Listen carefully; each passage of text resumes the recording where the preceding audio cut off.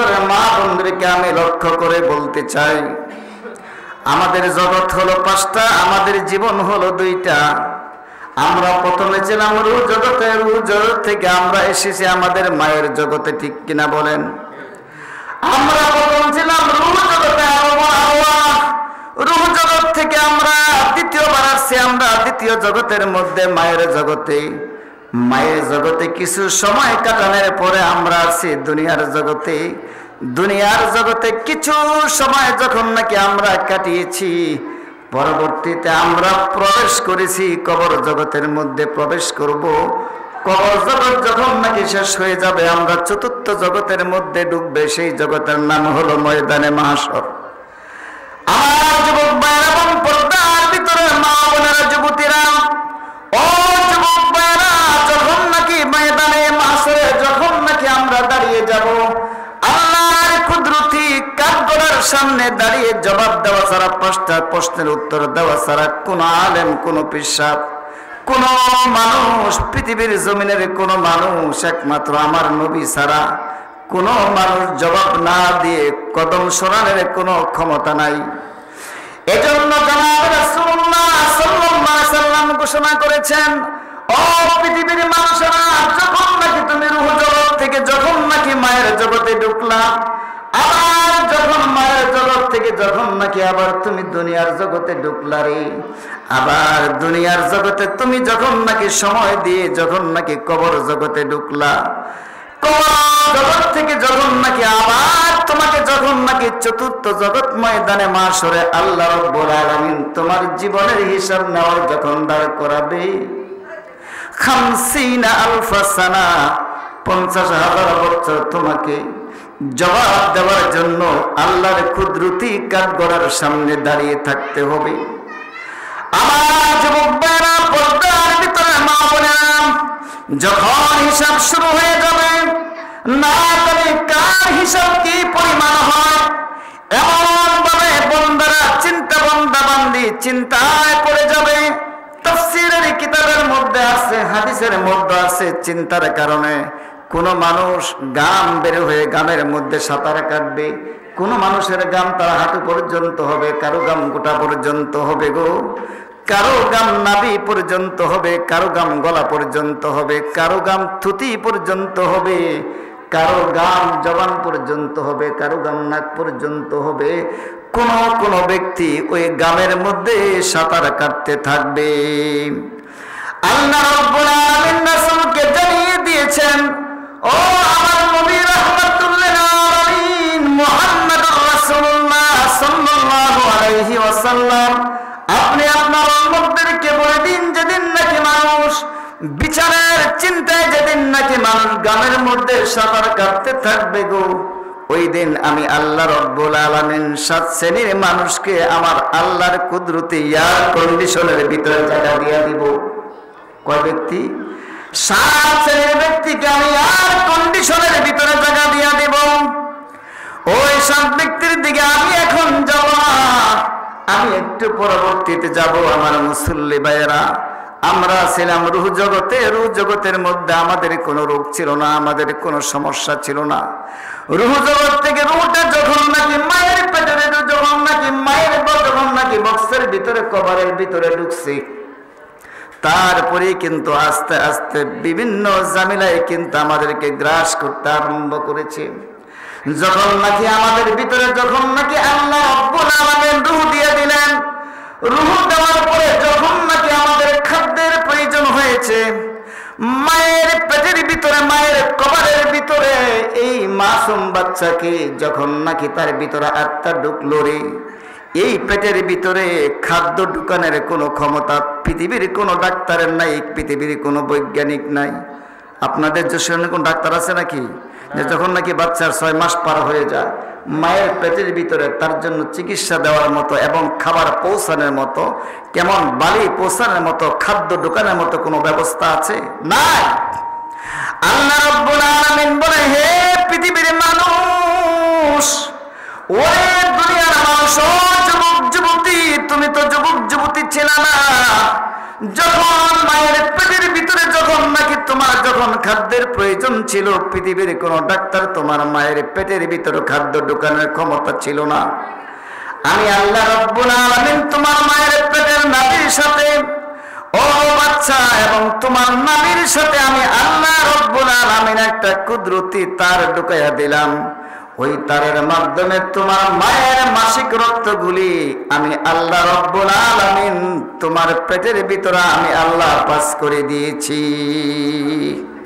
আর সেই মাসিক রক্তগুলি তুমি খেয়ে খেয়ে তোমার হাড্ডি হাড় মাংসগুলি আমি আল্লাহ শক্ত করেছি। এবং কিছুদিন পরে আমি আল্লাহ যখন 10 মাস 10 দিন পুরা হয়ে গেল, অথবা যা ওই দিন তোমাকে পেটের কবরের ভিতরে রাখার সিদ্ধান্ত আমি আল্লাহর কুদরতি রিমোট কন্ট্রোলে ছিল। সুম্মা নুখরিজুকুম তিফলা সুম্মা নুখরিজুকুম তিফলা, অতঃপর আমি তোমার মায়ের পেট থেকে আমি তোমাকে দুনিয়ার জগতে 3 নম্বর জগতে আমি আল্লাহ তোমাকে পাঠিয়ে দিলাম। যেই অবস্থায় তোমাকে পাঠিয়ে দিলাম, এমন দুর্বলভাবে আমি তোমাকে পাঠিয়েছি। দুনিয়াতে আসার পরে তুমি কেমন করে তোমার খিদা লাগছে, ওইটা তোমার মাকে বোঝানোর কোনো ভাষা তোমার ছিল না, এবং তোমার বাবাকে বোঝানোর কোনো ভাষা তোমার ছিল না, এবং যে নাকি ধাত্রী তাকে বোঝানোর কোনো ভাষা তোমার ছিল না। কিন্তু আমি আল্লাহ পাক রব্বুল আলামিন তোমার সব কিছুর ব্যবস্থা করেছি। তোমার মায়ের কলিজার ভিতরে আমি আল্লাহ এমন মায়া মহব্বত ভালোবাসা বাচ্চার প্রতি দিয়েছি, যখন বাচ্চা চিৎকার করে কান্না আরম্ভ করে, তখন মায়ের কলিজা ফেটে মা তাকে সমস্ত কাজ বর্জন করে তার খাবারের ব্যবস্থা করার জন্য প্রস্তুতি গ্রহণ করে এগিয়ে আসে। ঠিক কিনা বলেন? আমার মুসল্লি ভাইয়েরা, দুনিয়ার জমিনে একটা ছোট্ট মুরগির বাচ্চা যখন নাকি ডিম থেকে বের হয়, মুরগির সংকেত বুঝে, মুরগির ইশারা বুঝে। একটা পাখি, ডালের পাখি যখন ডিম থেকে বের হয় গো, তখন দেখবেন সেই পাখিটা তার আব্বা আম্মার ইঙ্গিতে বোঝে। কিন্তু একটা মানুষ যখন মায়ের পেট থেকে বের হয়ে যেইভাবে রাখে এইভাবেই থাকে, বাচ্চা কিছুই বলতে পারে না। পৃথিবীর জমিনে আল্লাহ রাব্বুল আলামিন যতগুলি মাখলুক তৈরি করেছেন, বিজ্ঞান দৃষ্টিতে, বাহ্যিক দৃষ্টিতে সমস্ত মাখলুক থেকে মানব জাতি কিন্তু দুর্বল। তার কারণ হলো একটা মুরগির বাচ্চা ডিম থেকে বের হয়ে ছটফট করে এবং মুরগির ইশারাগুলি বুঝে।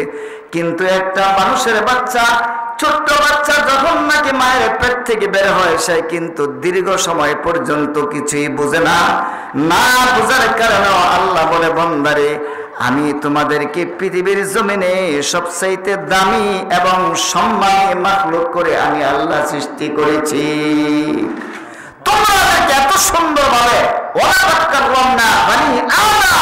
যত মাখলুক আমি দুনিয়াতে বানাইছি, সমস্ত মাখলুক থেকে আমি মানব জাতি আদম সম্প্রদায়কে আমি আল্লাহ সবচাইতে দামি এবং সবচাইতে সম্মানী করে আমি আল্লাহ তৈরি করেছি। শুধুমাত্র তৈরি করি না তা নয়, এবং সর্বশেষ আমি উম্মতে মুহাম্মাদী হিসাবে আমি তোমাদেরকে পৃথিবীর জমিনে নির্বাচিত করেছি। আমার মুসল্লি ভাইরা, আমরা কেমন নবীর উম্মত আজকে আমাদের খবর নাই। আমার নবী যখন নাকি মায়ের পেটে আছেন, আমেনার ঘরে আছেন, হাদিসের মধ্যে আছে, আজকে একটু শোনায় দেই।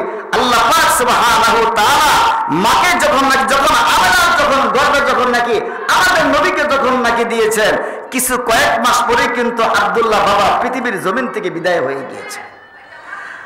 যখন নাকি মায়ের পেটে ঢুকছেন, আল্লাহ রাব্বুল আলামিন মা আমেনার শরীরের সমস্ত রক্ত এবং ঘামগুলোকে আল্লাহ আর সাধারণ মেয়ের ঘামের মতো রাখে নাই।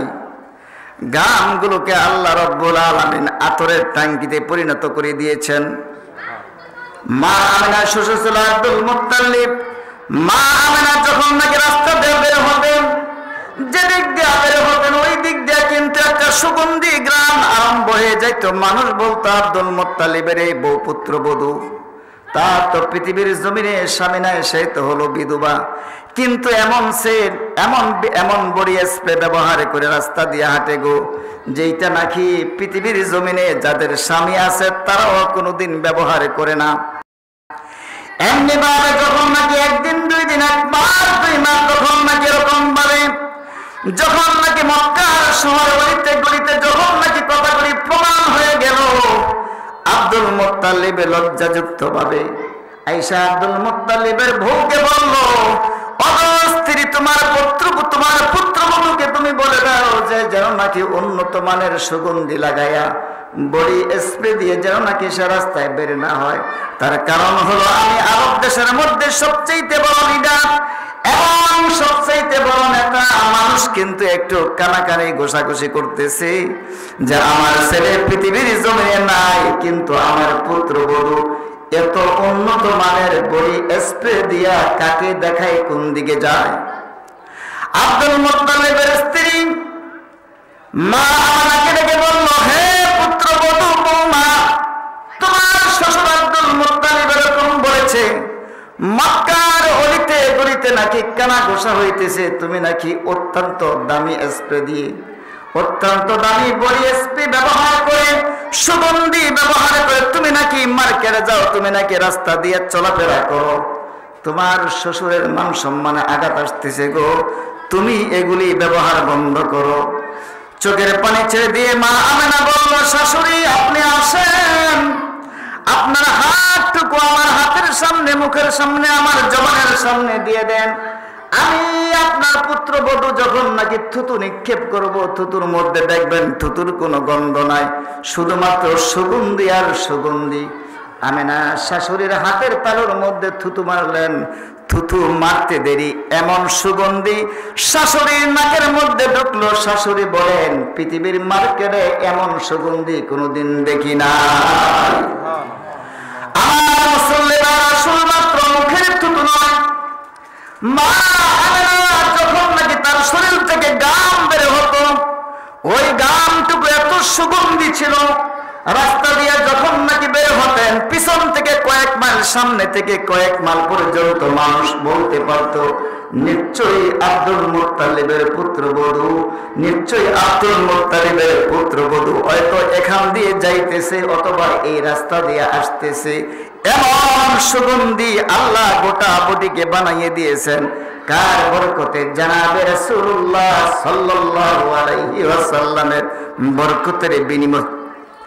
আমার যুবকরাও, পর্দার ভিতরে মা বোনেরা, যখন নাকি শাশুড়ির কথা বলল, শাশুড়িকে বললেন, হে আমার শাশুড়ি, শুধুমাত্র আমার শরীরের গাম নয়, আমি যেই বাথরুমে ঢুকি, বাথরুম ব্যবহার করি গো, আপনি আমার বাথরুমে প্রবেশ করেন। আমি যখন প্রস্রাব পায়খানা করি, আমার প্রস্রাব পায়খানা সাধারণ মানুষের প্রস্রাব পায়খানার মতো নয়, আমার প্রস্রাবে কোনো প্রস্রাবের গন্ধ নাই, আমার বাথরুমে কোনো গন্ধ নাই। আব্দুল মুত্তালিবের স্ত্রী বাথরুমে প্রবেশ করে দেখলো, তার বাথরুমে ঢোকার পরে মনে হয় যে এটা বাথরুম নয়, এইটা একটা সেন্টের পালা হাউস হয়ে গেল। সেই নবীর উম্মত হওয়ার পরে আজকে সেই নবীর ভালোবাসা এবং সেই নবীর আদর্শ, মহব্বত এবং আন্তরিকতা আমাদের অন্তরে নাই, অথচ হাদিসের মধ্যে আছে কিয়ামতের কঠিন ময়দানে আল্লাহ নবীর সুপারিশ ছাড়া কোন মানুষ জান্নাতে যাওয়ার পারমিশন পাবে না। আমার মুসল্লি ভাইয়েরা, শুধুমাত্র আল্লাহ নবীর ভালোবাসা নয়, আল্লাহ নবীকে সমস্ত মাখলুক ভালোবাসতেন। আমি এই কথাটা বলছি কেন? যে আজকে নবীর, আজকে কোরআন হাদিসে আলোচনা হচ্ছে, অথচ আপনারা দোকান ফটে ঘুরতেছেন। এটা অত্যন্ত দুঃখের বিষয়। হায় যদি নাকি আপনি বেঁচে যান, হায়াত পা, তাতে সবসময় আপনি পান চা খেতে পারবেন, কোনো আপত্তি নাই। কিন্তু সবচেয়ে দুঃখের বিষয় হলো, আশ্চর্যের বিষয় হলো, আজকে আপনারা আমাদেরকে দাওয়াত দিয়া আপনারা দোকানে ঘুরতেছেন আর আমাদেরকে আপনারা চেয়ারে বসাইছেন। এইটা হলো সবচাইতে আশ্চর্যের বিষয়। যা, আমার কোনো আপত্তি নাই। আমার মুসলমানরা, আমি প্রথমেই বলেছি, মানুষের জন্য, মানুষের জীবন হলো দুইটা, একটা হলো দুনিয়ার জীবন, আরেকটা হলো পরকালের জীবন। এবং মানুষের জন্য জগৎ হলো পাঁচটা, একটা হলো রূহ জগৎ, আরেকটা হলো মায়ের জগৎ, আরেকটা হলো দুনিয়ার জগৎ, আরেকটা হলো কবর জগৎ, আরেকটা হলো ময়দানে মাহশরের জগৎ। রে ময়দানে মাহশরে যখন হিসাব হয়ে যাবে, তখন দুইটা জায়গা, একটা জায়গার নাম হলো জান্নাত, আরেকটা জায়গার নাম হলো জাহান্নাম। যদি নাকি বন্ধু তুমি দুনিয়ার জমিনে তোমার আল্লাহকে ভয় করে থাকো, যদি নাকি তোমার দিলের ভিতরে সবচেয়ে বেশি তোমার আল্লাহর, তোমার স্রষ্টার, তোমার প্রভুর ভয় তুমি ঢুকিয়ে থাকো এবং আল্লাহর হুকুম পালন করে থাকো, আল্লাহ রাব্বুল আলামিন যদি নাকি তোমার প্রতি সন্তুষ্ট থাকে, আল্লাহ রাব্বুল আলামিন তোমার ডান হাতে আমলনামা দিয়ে আল্লাহ তোমাকে জান্নাতের মেহমান বানিয়ে দিবে। আর যদি নাকি তোমার ভিতরে আল্লাহর ভয় না থাকে, যদি নাকি তুমি আল্লাহকে না মানো, যদি নাকি তুমি আল্লাহর হুকুম না মানো, যদি নাকি আল্লাহর ভয় ভীতি তোমার ভিতরে না থাকে, পর্দার ভিতরে তোমার মন ইচ্ছা মতে চলো রে, তোমার মন চায় জীবন তুমি যাপন করো, আল্লাহ চায় জীবন যাপন করো না। কোরআনে কারীম আয়াতের মধ্যে আছে ওয়ালিমান খাফা মাকাম রাব্বিহি ওয়া নাহান নাফসা আনিল হাওয়া। ও পৃথিবীর মানুষেরা, যদি নাকি মন চায় জীবন তুমি যাপন করো, যদি নাকি মন চায় জীবন যদি নাকি তুমি দুনিয়ার জমিনে পরিচালিত করো, যদি নাকি মনের ইচ্ছা মতে তুমি চলতে থাকো, আর সেই চলার মধ্যে যদি আল্লাহ সন্তুষ্ট না থাকে, আর যদি নাকি তোমার চলার মধ্যে আল্লাহ সন্তুষ্ট থাকে, আল্লাহ রাব্বুল আলামিন তোমার জীবনের শুরু থেকে দাড়ি সাদা হওয়া পর্যন্ত রে বান্দা, অথবা আজরাইল মালাকুল মউত তোমার ঘর পর্যন্ত, তোমার জীবনটা নেওয়া পর্যন্ত যদি নাকি আল্লাহ তোমার প্রতি রাজি থাকে, তাহলে মরতে দেরি তোমার জন্য জান্নাতের টিকিট দিতে দেরি হবে না। এজন্য আমাদের জগৎ হলো কয়টা? 5টা। জীবন হলো 2টা। এই দুনিয়ার জীবনের জন্য আমরা কত সিকিউরিটি, কত ঘাট, কত ব্যবস্থা, কত ডিপিএস, কত কিছু আমরা ব্যাংক ব্যালেন্স, একটা বাসা করলে, বাড়ি করলে 70 দরজা, যখন বিল্ডিং করি ইঞ্জিনিয়ারের মাধ্যমে আমরা ঠিক করি, মেশিনের মাধ্যমে আমরা ফিলারকে টেস্ট করি, এইটার কেমন ঢালাই ঠিক আছে কিনা, না কয়েকদিন পরে সেই ঢালাই নষ্ট হয়ে যাবে কিনা, অথবা ভেঙ্গে আমার গায়ে পড়বে কিনা, এরকম ইঞ্জিনিয়ার দিয়ে আমরা টেস্ট করি না? আমার যুবক ভাইয়েরা, আমার ইমান ঠিক আছে কিনা, আমার ইমানের পাওয়ার কতটুকু আছে, আমার ইমান কতটুকু সঠিক, এই ইমান নিয়ে যদি নাকি আমার দুনিয়ার জীবন শেষ করি, যদি নাকি আমি 3 নম্বর জগতে কদম রাখি, যদি নাকি কবরের জগতে আমি ঢুকি, এটা মনে রাখবেন, 1 নম্বর জগৎ হলো রূহ জগৎ, 2 নম্বর জগৎ হলো মায়ের কবর জগৎ, 3 নম্বর জগৎ হলো দুনিয়ার জগৎ, 4 নম্বর জগৎ হলো কবর জগৎ, 5 নম্বর জগৎ হলো হাসরের ময়দানের জগৎ। কেমন? 1 নম্বর হলো রূহ জগৎ, 2 নম্বর হলো মায়ের পেটের জগৎ, 3 নম্বরে দুনিয়ার জগৎ, 4 নম্বরে কবরের জগৎ, 5 নম্বরে কোনটা? ময়দানে মাহশর। ময়দানে মাহশরের জগতের পর আল্লাহ পাক আরেকটা জগতের মধ্যে দিবে, সেই জগতের নাম হলো হয়তো জান্নাত না হয়তো জাহান্নাম। জান্নাতে যখন মানুষ যাবে চির সুখী আনন্দিত, আর যদি নাকি জান্নাতে যাওয়ার সুযোগ না হয়, তাহলে আমাদেরকে চিরজীবন কি করতে হবে? জাহান্নামের আগুন ভোগ করতে হবে। আর যদি নাকি ঈমান থাকে, তাহলে আমার গুনাহ পরিমাণ কেমন শাস্তি ভোগ করে তারপরে আমাকে মুসলমান হিসেবে জান্নাতে যাওয়ার পারমিশন থাকবে। আর যারা বেঈমান, তারা তো কখনো জান্নাতে ঢোকার কোনো পারমিশন থাকবে না। আমার মুসল্লি ভাইরা, তাহলে রূহটা যখন নাকি রূহ জগৎ থেকে আসছে, রূহটা কিন্তু দুনিয়ার কোনো কাঁচামাল দিয়ে তৈরি হয় নাই। আমার বডিটা তৈরি হয়েছে মাটির নির্যাস থেকে, দুনিয়ার কাঁচামাল দিয়ে কিন্তু আমার বডিকে তৈরি করা হয়েছে। রক্ত মাংসটা কিন্তু দুনিয়ার সেই মাটির নির্যাস থেকে হয়েছে, কিন্তু আমার কবরের ভিতরে, আমার দেহের ভিতরে আল্লাহ রাব্বুল আলামিন যে একটা বাতাস রূহটা আল্লাহ ঢুকিয়ে দিলেন, এই রূহটা কিন্তু দুনিয়ার কোনো সৃষ্টি না, দুনিয়ার সৃষ্টি নেই। আমার মুসল্লি ভাইরা, যুবকরা, ও পর্দার ভিতরের যুবতীরা, যখন নাকি বডির কোনো সমস্যা হয়, যদি আমার আপনার মাথায় যখন নাকি ব্যথা শুরু হয়ে যায়, ওই মাথার ডাক্তারের জন্য আমরা ডাক্তারের কাছে যাই। যখন আমার পেট ব্যথা শুরু হয়ে যায়, মেডিসিন ডাক্তারের কাছে আমি যাই চিকিৎসা নেওয়ার জন্য। কিন্তু আমার বডির চিকিৎসা দুনিয়ার ডাক্তার দেওয়া হয়। ও দুনিয়ার মুসলমানেরা, কিন্তু যদি নাকি আমার রূহের মধ্যে কোনো সমস্যা হয়, পৃথিবীর কোনো ডাক্তার আমার রূহের চিকিৎসা করার মতো কোনো সুযোগ নাই, আসেনি। এই রূহের চিকিৎসার জন্য আল্লাহ রাব্বুল আলামিন বলে, যেহেতু রূহটা আমি পাঠিয়েছি আসমান থেকে, এই আসমানের মাখলুকের চিকিৎসা করতে হবে আসমানের মেডিসিন দিয়া। আর ওই মেডিসিনের নাম হলো ওয়ানুনাজ্জিলু মিনাল কুরআনি মা হুয়া শিফাআ ওয়া রাহমাতুল লিল মুমিনিন। ওরে দুনিয়ার মানুষেরা, কোরআন নাজিল করেছে আমি তোমাদের জন্য, তোমাদের শেফার জন্য। যখন নাকি তোমাদের আত্মাগুলো দুনিয়াতে আসার পরে, দুনিয়ার জমিনে কদম রাখার পরে, যখন নাকি দুনিয়ার স্কুলে ঢোকার পরে, যখন শয়তানের চক্রান্তে পড়ে, যখন মালিক স্রষ্টাকে ভুলে যায়, ওই মালিকের পক্ষ দেখে ওই মালিকের দিকে ধাবিত হওয়ার জন্য আমি আল্লাহ রাব্বুল আলামিন এমন একটা ঔষধ তোমাদেরকে দিলাম, সেইটা হলো তেলাওয়াতের কোরআন। যখন কোরআন তেলাওয়াত করে পর্যায়ক্রমে মানুষের ঈমানী শক্তি বৃদ্ধি হতে থাকে। এজন্য সর্বদা এই কোরআন আমরা তেলাওয়াত করব, কোরআন তেলাওয়াত ঘরে চালু রাখবো। যখন এই কোরআন তেলাওয়াত ঘরে চালু রাখবো, যে দাদা, যে দাদি, যে নানা, যে নানি দুনিয়ার জমিন আমাকে লালন পালন করেছে এবং আমাকে সাহায্য সহযোগিতা করে আমাকে বড় করেছে আদরের মাধ্যমে, তখন তারা কবর থেকে আমার কোরআন তেলাওয়াতের মাধ্যমে, আমার সালাতের মাধ্যমে, আমার তাহাজ্জুদের মাধ্যমে, আমার দানের মাধ্যমে, আমার তাসবিহের মাধ্যমে, আমার তাহলিলের মাধ্যমে তাদের কবর থেকে আল্লাহ পাক রব্বুল আলামিন আযাবগুলি বন্ধ করে দিবেন। এজন্য আমার মুসল্লি ভাইরা, যদি নাকি আমরা কোরআন নাও পড়তে পারি, যে হুজুর আমরা তো কোরআন পড়তে পারি না, তাহলে বোঝা গেল এই রুহের চিকিৎসার জন্য দুনিয়ার কোনো ডাক্তার দেয়া কাজ হবে না। এই রুহের চিকিৎসা করতে হবে কি আসমানের জিনিস দেয়া। যেহেতু রুহের বাড়ি হলো আসমানে, তাহলে দুনিয়ার কোনো ডাক্তার দেয়া রুহের চিকিৎসা হবে না। এই রুহের চিকিৎসার জন্য আজকে এই এলাকার যুব সমাজ যাত্রা এবং গানের ফাঁকি তৈরি না করে, যাত্রার আয়োজন না করে, গানের আয়োজন না করে, আজকে আল্লাহর ঘর মসজিদের ভিতরে কোরআন হাদিসের আয়োজন করেছে, যাতে কোরআন হাদিসের কথা শোনার পরে যাতে মানুষের মধ্যে পরিবর্তন আসে। ঠিক কিনা বলেন?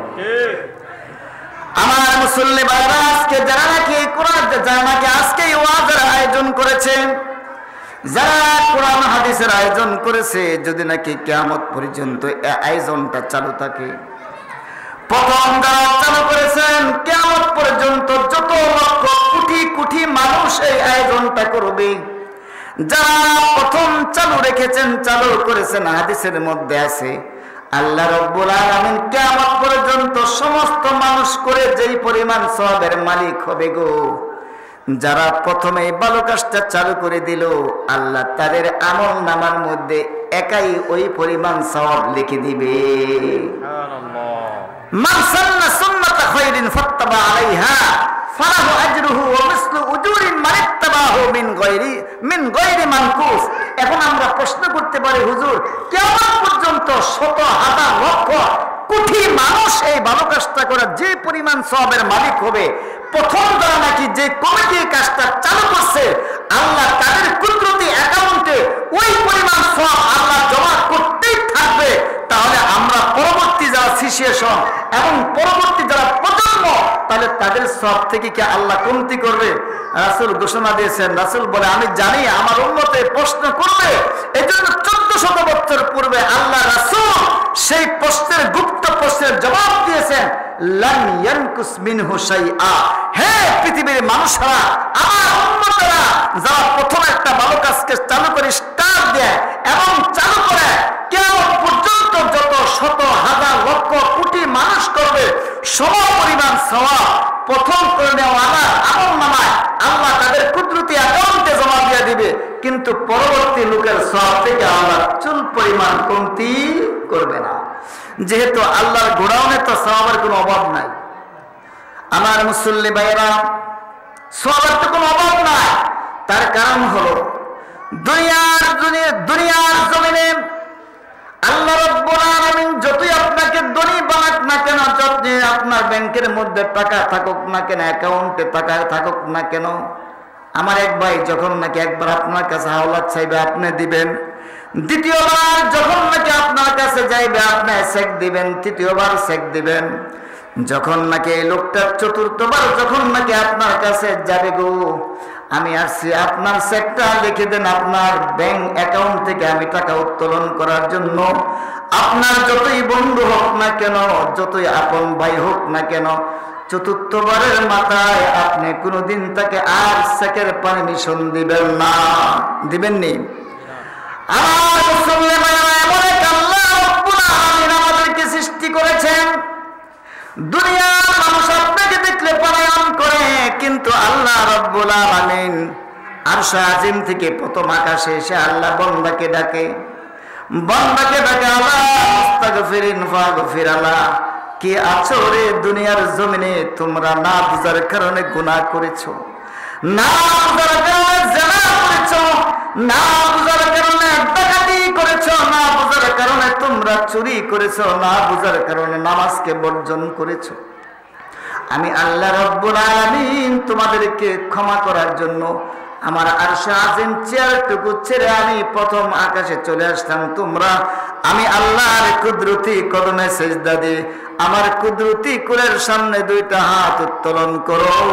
আমি আল্লাহ রাব্বুল আলামিন আমার কুদরতি ব্রাশ দিয়ে তোমার পিছনের সমস্ত গুনাহ খাতাগুলি মাফ করে দিব।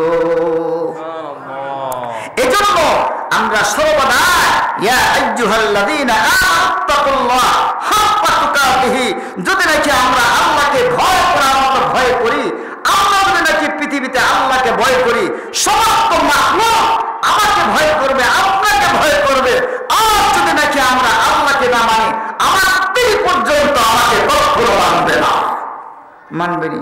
কারণ আপনি আপনার স্রষ্টাকে মানেন না, কাজে আপনার স্ত্রী কখনো আপনার বাধ্য হবে না। আপনি আল্লাহকে মানেন না, আপনার ছেলে আপনাকে মানবে না। আপনি আল্লাহকে মানেন না, আপনার মেয়ে আপনার কোরআন মানবে না। আপনি আল্লাহকে মানেন না, আপনার পুত্রবধূ আপনাকে মানবে না। আপনি আল্লাহকে মানেন না, আপনি ইউনিয়ন পরিষদের মেম্বার সে আপনাকে মানবে না। আল্লাহকে আপনি মানবেন না, আপনি চেয়ারম্যান জনগণ আপনাকে মানবে না, আপনি এমপি জনগণ আপনাকে মানবে না। আল্লাহকে মানবে না আপনি প্রধানমন্ত্রী, আল্লাহকে আপনি মানবে না, দেশের জনগণ আপনাকে কখনো মানবে না। ঠিক কিনা বলেন? পেশ কোথায়? ভেজাল তো আসল জায়গা। কুন ফায়াকুন, আল্লাহ যখন বলে হয়ে যাও, আল্লাহ বলতে দেরি কুন ফায়াকুন, আল্লাহ বলে হয়ে যা, বাস হয়ে যা। আল্লাহ যা ইচ্ছা তা করতে পারে, তার বাস্তব আল্লাহ তার বাস্তব প্রমাণ। আমি যে কোরআনে কারীমের একটা ছোট্ট আয়াত আপনাদের সামনে তেলাওয়াত করেছি, এই আয়াতের তাফসীর করতে গিয়ে তাফসীরে বাইহাকির মধ্যে একটা বিরাট ঘটনা আনছেন। মিশরের একটা বাদশা ছিল, অত্যন্ত কেমন দুষ্ট এবং জালেম, মানুষের প্রতি অবিচার করত। এমনকি এমপি মন্ত্রী 300 সংসদ সদস্য ছিল, তারা পর্যন্ত তার ভয়ে সবসময় কম্পমান ছিল।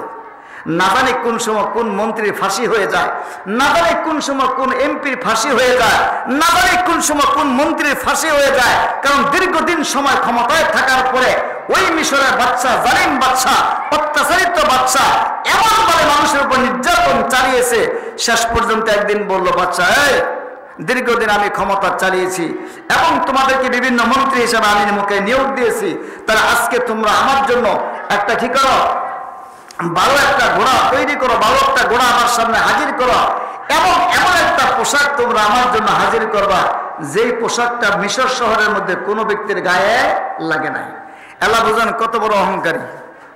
এখন দেখবেন সমাজের মধ্যে কিছু লোক আছে, আমি এই শার্টটা পরবো না, এই শার্টটা আমি কেন পরবো, এটা তো রিক্সাওয়ালার গায়ে আছে। না, কখনো এরকম বলে আপনি অহংকারী করতে পারবেন না। আমি এই টুপিটা মাথায় দিব না, তার কারণ হলো এরকম টুপি তো গরিব মানুষের মাথায়ও আছে। আমি এরকম শাড়ি আমার স্ত্রীর জন্য কিনবো না, তার কারণ হলো এই শাড়ি তো কি আমার কাজের বুয়ার কাছেও আছে।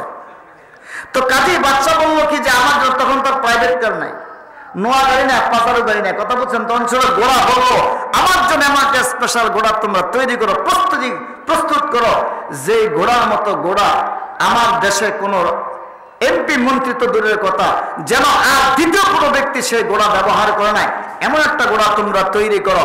এমপি মন্ত্রী 300 এমপি মন্ত্রী তারা পাগল দেওয়ানা হয়ে গেছে। ঘোড়া আনতেছে, আনবো না, এটা পছন্দ না, আবার আনতেছে, কয় না পছন্দ না, আবার আনতে কয় না পছন্দ। এরকম করতে করতে কয়েকশো ঘোড়া তার জন্য আছে, কিন্তু একটাও তার পছন্দ না। শেষ পর্যন্ত অপারক হয়ে সেই রাজা, ওই বাদশাহ বিরক্ত হয়ে কি করলেন, সে বলেন ঠিক আছে, পছন্দ হয় না, এই ঘোড়াটা তুমি আমার জন্য রাখো। এখন আসতো পোশাকের ব্যাপার। এমন একটা পোশাক তোমরা আমার জন্য আনবা যে পোশাকটা নাকি পৃথিবীর জমিনে কেউ ব্যবহার করে নাই, এমন কালার, এমন সুন্দর, এমন কোয়ালিটির। তো পোশাক আনতে শুরু করছে, কয়েক হাজার পোশাক নিয়ে আসছে, পছন্দ হয় না এবং এমপি মন্ত্রীদেরকে যা ইচ্ছা তা বলতেছে। শেষ পর্যন্ত নাফারতে একটা পোশাক গায়ে দিল, গায়ে দেওয়ার পর বলো তোমরা আমার পিছন দিয়ে শুরু হও, আজকে আমার দেশ আমি দেখবো তোমরা ঠিক মতো দায়িত্ব আদায় করছো কিনা, তোমরা কে কি পরিমাণ কাজ করছো না লুটপাট করেছো। আজকে আমার দেশটাকে আমি ভ্রমণ করব। যখন গোলাপ পৃষ্ঠে যখন সাওয়ার হলো আর পিছন থেকে লক্ষ লক্ষ সৈন্য যখন নাকি তাকে যখন নাকি স্বাগতম দেয়া যখন নাকি নিতে আরম্ভ করেছে, কয়েক মাইল রাস্তা অতিক্রম করার পরই সিরা টুপি, কালো পাঞ্জাবি, কেমন স্বাভাবিক একটা ভিক্ষুকের ছবি ধারণ করে, আসসালামু আলাইকা ইয়া মালাক। হ্যাঁ বাচ্চা থামো, আমি তোমাকে সালাম দিলাম। বাচ্চা প্রথম তেমন কেয়ার করে নাই, তেমন ভ্রুক্ষেপ করে নাই। এই গরিব মানুষ, সে তো এমনি অহংকারী, কেমন অত্যাচারিত বাচ্চা। তো মিশরের মানুষ তো এমন উগ্র, মিশরের মানুষ এমন উগ্র। আমি বলতাম, এক সময় বলতাম যে তোরা তো অনেক উগ্র, তোদের জন্য তো আজকে পৃথিবীতে আমাদের পাকশাক করতে হয়। যদি নাকি আজকে তোরা যদি নাকি বেশকম কথা না বলতে, তাহলে কখনো আমাদের করতে হতো না। কারণ মান্না সালো আসমান থেকে আসতো, আমরা কেমন টোপায় টোপায় খাইতাম, তাহলে চাষাবাদ করার কোনো প্রয়োজন ছিল না। হযরতে মূসা আলাইহিস সালাম দীর্ঘদিন পর্যন্ত মান্না সালো তাদেরকে দিয়েছেন। তারা বললো কি করে না, একরকম খাবার তো পছন্দ হয় না। হে মূসা, তোমার খোদাকে বলো এমন খাবার দেওয়ার জন্য যেই খাবার নাকি বিভিন্ন আইটেমের হয় এবং আমরা নিজ হাতে পাক করে খাবো। বিরাট লম্বা ইতিহাস, ওই দিকে যাব না। তখন আল্লাহ বলছেন উদখুলুহা বিসালাম ওয়া ফুমিহা ওয়া আদাসিহা ওয়া বাসালিহা, তোমরা এই শহরে প্রবেশ করো, এখানে কি আছে, আদা রসুন পেঁয়াজ আছে, এর ভিতরে তোমরা কি করো, তোমাদের মন মতো তোমরা খাদ্য বানায় খাও। যাক, ওই দিকে গেলাম না।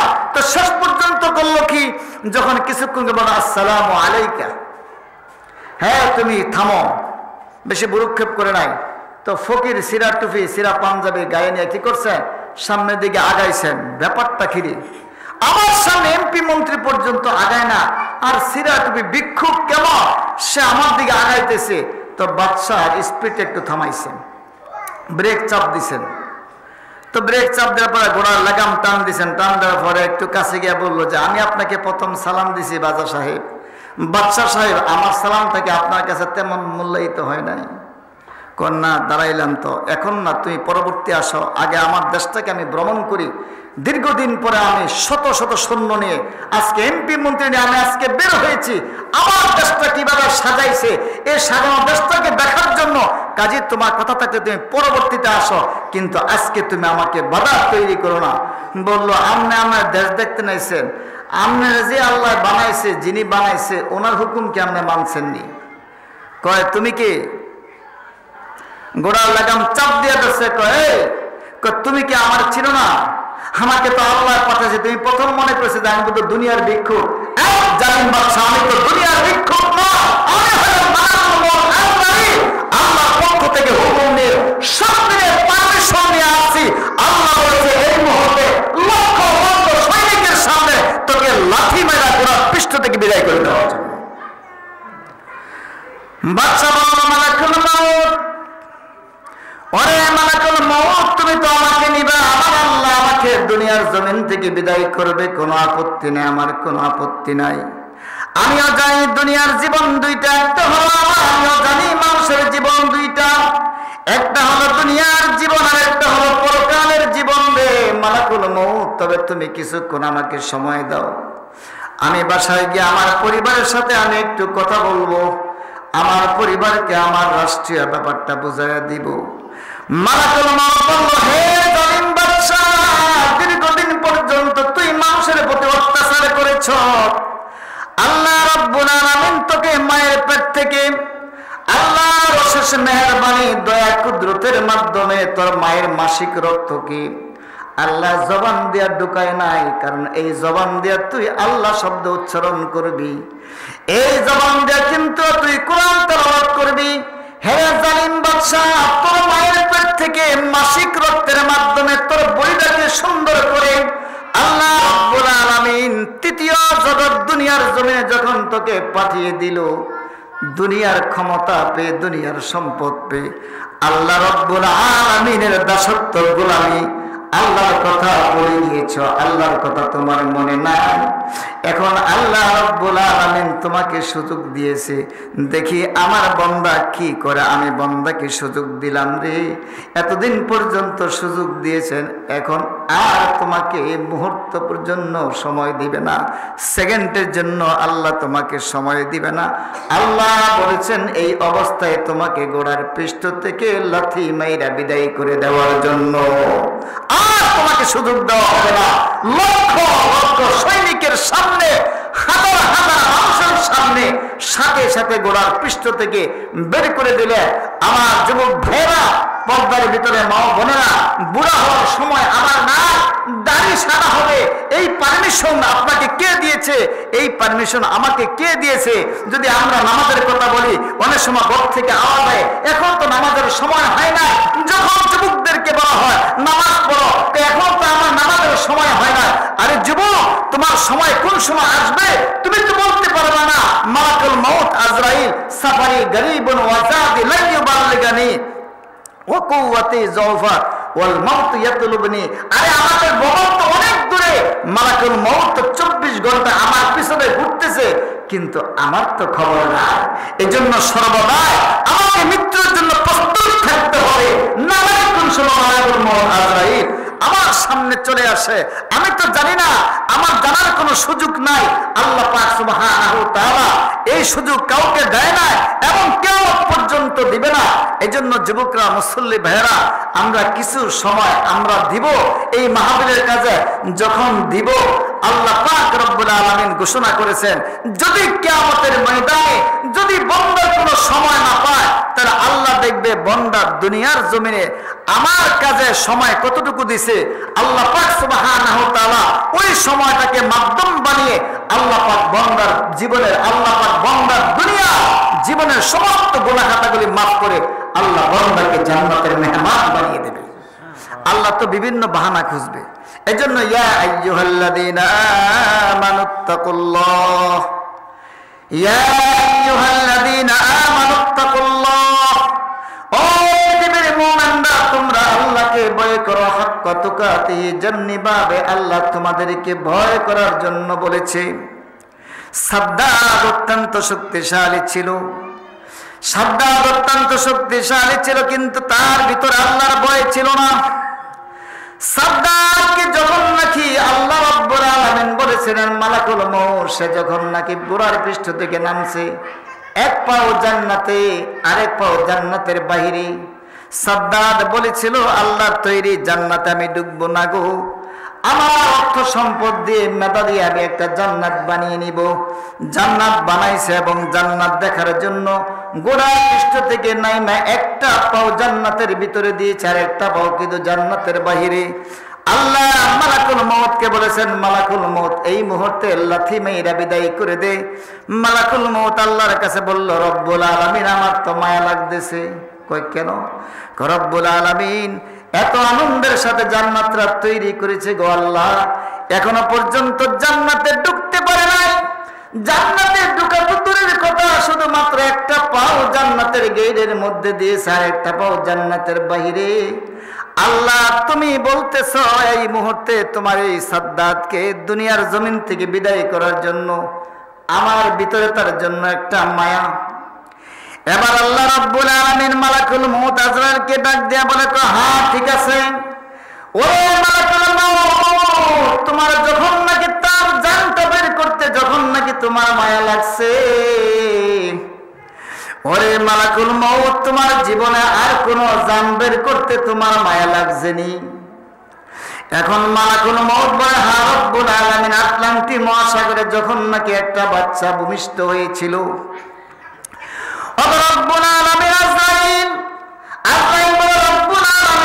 আটলান্টিক মহাসাগরের মাঝখানে যখন একটা বাচ্চা জন্মগ্রহণ করেছিল, আর জন্মগ্রহণ করার কিছুক্ষণ পরে আপনি বলেছিলেন এই মুহূর্তে তার মাকে দুনিয়ার জমিন থেকে বিদায় করে দেওয়া হোক, বাচ্চাটাকে রেখে দেওয়া হোক। ওই মুহূর্ত কিন্তু ওই বাচ্চা রেখে বাচ্চার মাকে দুনিয়ার জমিন থেকে বিদায় করার জন্য আমার মায়া লাগছিল। আল্লাহ রাব্বুল আলামিন ডাক দিয়ে বললেন, তাড়াতাড়ি আমাকে তোমার মায়া লাগছে রে মালাকুল মউত আজরাইল, তুমি তো তার জানটা বের করেছিলে? হ্যাঁ বের করেছি। আচ্ছা বলো তো, তুমি জানোনি ওই বাচ্চাটা কোথায় ছিল? আল্লাহ আমি তো জানি না। আল্লাহ রাব্বুল আলামিন মালাকুল মউতকে বললেন, তুমি যখন নাকি বাচ্চার মাটাকে দুনিয়ার জমিন থেকে বিদায় করে দিয়েছো, আটলান্টিক মহাসাগরের মাঝখানে তাকে বাঁচানোর কোনো সুযোগ ছিল না। আমি আল্লাহ রাব্বুল আলামিন এই বাচ্চাটাকে আমি একটা বড় মাছের পৃষ্ঠে করে আমি আটলান্টিক মহাসাগরের কিনারাতে পৌঁছে দেই। পৌঁছে দেওয়ার শেষ নয়, এই বাচ্চাটাকে লালন পালন করার জন্য জঙ্গলের একটা হরিণীকে আমি আল্লাহ হুকুম দিয়ে দিলাম, হরিণী রে, যেমনি ভাবে নাকি একটা সন্তানকে তার মা 24 ঘন্টা লালন পালন করে, এই বাচ্চাকে হরিণী তুমি দুধের মাধ্যমে লালন পালন করবা। আর জঙ্গলের সমস্ত হিংস্র প্রাণীগুলোকে আমি আল্লাহ হুকুম দিয়ে দিলাম, ওরে হিংস্র প্রাণীরা, এই মাসুম বাচ্চাকে তোরা কেউ কিন্তু অ্যাটাক করবি না, আক্রমণ করবি না। এই বাচ্চাটা তোদের কাছে আমি আল্লাহ রাব্বুল আলামিন আমানত রেখে গেলাম। এই বাচ্চা অল্প সময়ের মধ্যে আমি আল্লাহ, যেই বাচ্চা 1 মাসে বড় হয় যতটুকু, আমি আল্লাহ 1 সপ্তাহে এতটুকু বড় করে 1 বছরের বাচ্চাকে 5 বছরের মতো বানায়া, 5 বছরের বাচ্চাকে আমি 20 বছরের মতো বানায়া, সবচাইতে ভালো মেগা ব্রেন দিয়া আমি তাকে সবচাইতে ধনী শক্তিশালী একজন নেতা বানিয়ে রাষ্ট্রের ক্ষমতা মালিক বানিয়ে দিলাম। মালিক বানিয়ে দেওয়া হয়েছে বলে আমি আল্লাহ জান্নাত তার পছন্দ না, সে তার নিজ অর্থায়ন দিয়ে জান্নাত তৈরি করবে। আল্লাহ এই দেখা এইটা তো এইটা আল্লাহ মানে এইটা তো কি ওই সাদ্দাত তো ওই বান্দা, ওই মাসুম বাচ্চা, এই সাদ্দাত এত দয়া মায়া করে আমি তাকে লালন পালন করার পরে এই দুনিয়াতে কেমন সে ক্ষমতার মালিক হওয়ার পরে আমি আল্লাহ সম্পূর্ণ ইহসান ভুলে গিয়ে আজকে আমি আল্লাহ কুদরতি কদমে সিজদা দেয় না, আমার ইবাদতের কোনো খবর নাই, আমি আল্লাহর সত্য গোলামি করে না, আজকে তার মন চায় জীবন যাপন করে আজকে সে পৃথিবীতে জীবন যাপন করতেছে। এজন্য আল্লাহ পাক সুবহানাহু ওয়া তাআলা বলেন, হে পৃথিবীর মানুষেরা, তুমি যখন ক্ষমতার মালিক হও তখন তুমি পিছনকে ভুলো না। যদি নাকি তুমি পিছনকে ভুলো তাহলে অবশ্য তোমাকে বিপদের সম্মুখীন হতে হবে। লা ইলাহা ইল্লাল্লাহ, লা ইলাহা ইল্লাল্লাহ, লা ইলাহা ইল্লাল্লাহ, লা ইলাহা ইল্লাল্লাহ, লা ইলাহা ইল্লাল্লাহ, লা ইলাহা ইল্লাল্লাহ। আল্লাহু হাযিরি, আল্লাহু নাযিরি, আল্লাহু মাঈ, লা ইলাহা ইল্লাল্লাহ, লা ইলাহা ইল্লাল্লাহ, লা ইলাহা ইল্লাল্লাহ, লা ইলাহা ইল্লাল্লাহ, লা ইলাহা ইল্লাল্লাহু মুহাম্মাদুর রাসূলুল্লাহ সাল্লাল্লাহু আলাইহি ওয়াসাল্লাম। আমাদের গুনাহ নাই এমন কোন মানুষ নাই, আমাদের গুনাহ আছে তো, আমাদের গুনাহ নাই এমন কোন মানুষ নাই। কিছু বলবেন? হ্যাঁ হ্যাঁ আচ্ছা, আধা ঘন্টা ঠিক আছে, আধা ঘন্টা। তাহলে আমাদের গুনাহ আছে, আমরা সকলেই কি আমাদের গুনাহ আছে? গুনাহ নাই এমন কোন মানুষ পৃথিবীতে না। যে লোকটা বলবে যে আমার কোনো দোষ নাই, আমার কোনো গুনাহ নাই, সেই লোকটা কিন্তু আসলে কি নয়, বুদ্ধিমান নয়। আমি হঠাৎ করে একদিন ইউটিউবে ঢুকছি, ঢুকার পরে দেখি, নাম বলবো, নাম বললে গুনাহ হবে। এক লোকে বলতেছে, এক নেতায় বলতেছে, না আমার কোনো জীবনে গুনাহ নাই। লোকটার দাড়িও নাই, মুসলমান কেন তাও সন্দেহ আছে। আমার কোনো গুনাহ নাই, আমার জীবনে একটা গুনাহ নাই, সম্পূর্ণ আমি গুনাহ মুক্ত। আমি নাম বললে গুনাহ হবে, নাম বলার কোনো প্রয়োজন নাই, কারণ এখানে বিভিন্ন দলের মানুষ থাকতে পারে, আমার নাম বলার কোনো প্রয়োজন নাই।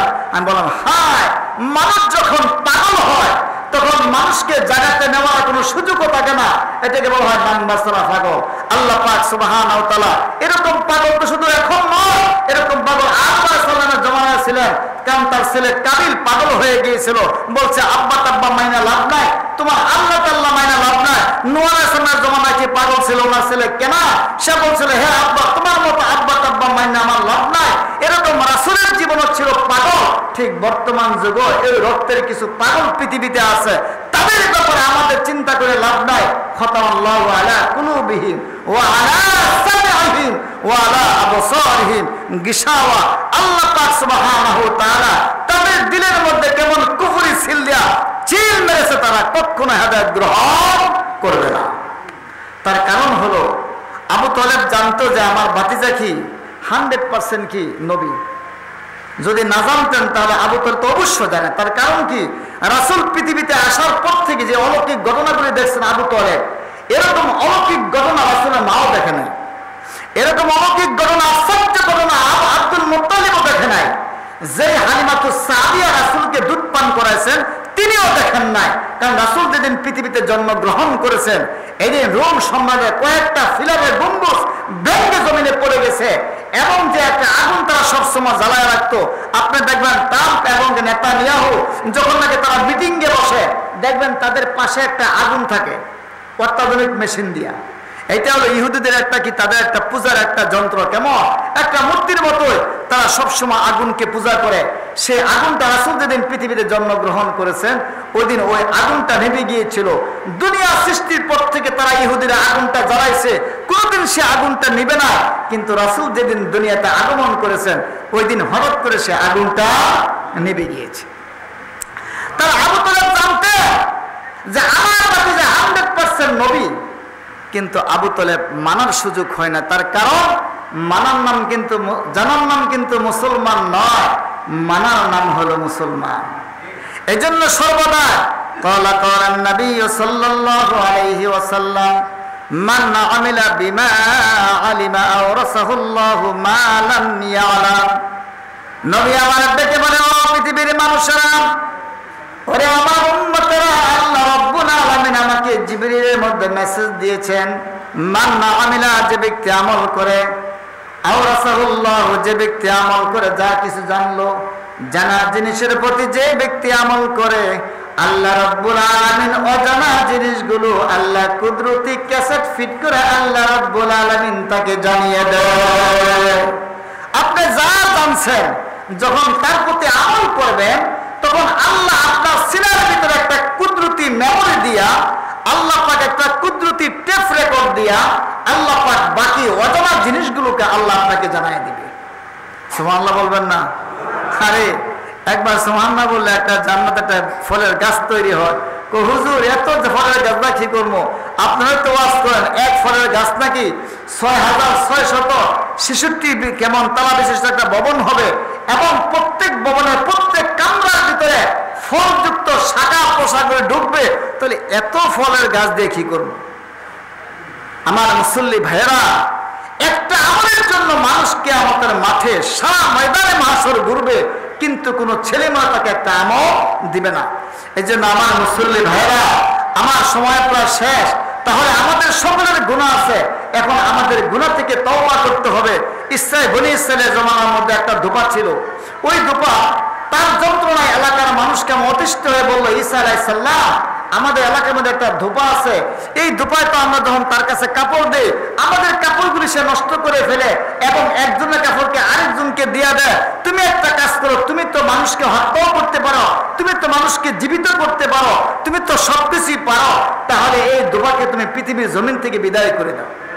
সকলে মিলে হযরত ঈসা আলাইহিস সালামের দরবারে গিয়ে আন্দোলন শুরু করছে, কেমন হরতাল ডাকলো, যতক্ষণ পর্যন্ত ঈসা আলাইহিস সালাম এই ধোপাকে তুমি পৃথিবীর জমিন থেকে বিদায় না করবা, ততক্ষণ পর্যন্ত আমরা তোমার দরবার ছাড়বো না। তো এখন প্রতিদিনের মতো ধোপা কি করতেছে, যখন নদীর পাড়ে যখন নাকি কাপড় ধুইতে যায়, তো হঠাৎ করে ধোপায় কাপড় ধুতে যাইতেছে। ঈসা আলাইহিস সালাম বলে, ঠিক আছে, আজকে সে নদীতে কাপড় ধুইয়া আর বাড়িতে ফিরবে না, তোমরা চিন্তা মুক্ত থাকো, আজকেই কি দুবার দুনিয়ার জমিন থেকে বিদায় হয়ে যাবে। তো দুবার কাপড় ধুইতে গেছে, যখন কাপড় ধুইতে গেছে, কাপড় ধোয়ার পরে দেখেছে প্রতিদিনের মতো আজকেও কি দুবার কি আবার কি বাড়িতে ফিরে আসতেছে কাপড়ের গাঁথরি লইয়া। সমস্ত উম্মতেরা এখন গেল ঈসা আলাইহিস সালামের কাছে, ইয়া রাসূলুল্লাহ, আপনি তো বলেছিলেন যে কি আজকে দুপুর দুনিয়ার জমিন থেকে বিদায় হয়ে যাবে, কিন্তু দেখতেছি উনি তো আবার ফিরে আসতেছে। ঈসা আলাইহিস সালাম বলেন যে দুবাকে বলো আমার কাছে আসার জন্য। দুবাকে বললো, এই তোমার গাঁথরি আগে খোলো, ব্যাপারটা কি, তুমি কি করছো, তোমার রাস্তার মধ্যে কি আমল করেছিলা? বলল, ইয়া রাসূলুল্লাহ, আপনি তো সত্য নবী, আপনাকে সত্য কথাই বলতে হবে। আমি যখন এই গাঁথরিরে যখন এই ঘর থেকে রওনা হয়েছি, আর টিফিন বক্সের ভিতরে আমার কি ছিল, 3টা রুটি ছিল। একটা ভিক্ষুক আমার সামনে এসে বলল, হে আমি 3 দিন যাবত আজকে আমি অনাহার, তুমি আমাকে একটা রুটি দাও। আমি যখন একটা রুটি দিয়ে দিছি, তখন সে দুপা আমার জন্য দোয়া করলো। দুপার জন্য এই ভিক্ষুক আমাকে দোয়া করলো, গাফারাল্লাহু মা তাকাদ্দামা মিন যামবিক ওয়া তাহারা কলবাক।